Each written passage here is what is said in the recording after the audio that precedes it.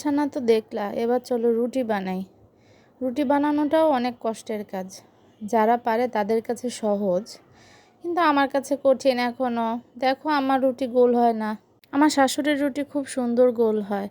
আমার খুব জ্বলে যে তার রুটি গোল হয়, আমার যে কেন গোল হয় না আল্লাহ পাক সেই জানে। প্রতিদিন আমার এত এত রুটি কেন বানাতে হয় জানো?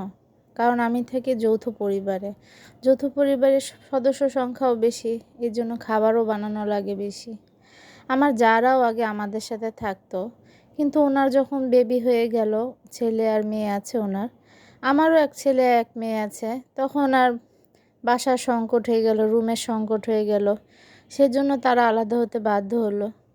কিন্তু একসাথে থাকলে পরিবারে একজন অপরের একে অপরের সুখ দুঃখে ভাগাভাগি করে নেয়, বিপদে আপদে দৌড়ায় আসে, আবার প্রয়োজনে সবাইকে পাশে পাওয়া যায়। জানি যৌথ পরিবারে থাকাটা কষ্টের, কিন্তু সবাই যদি আমরা চলে যাই তাহলে এই বয়স্ক মানুষগুলোর পাশে কে থাকবে বলেন?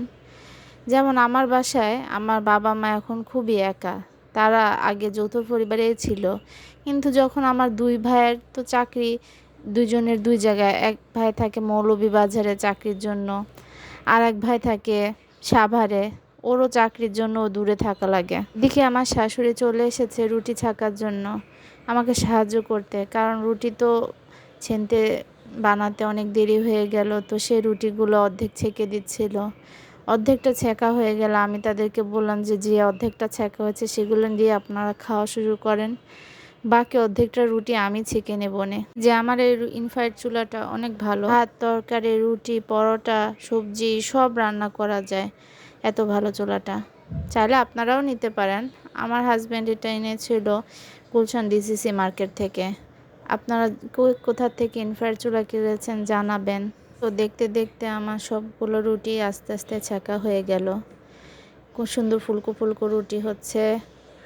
Tata, bye bye.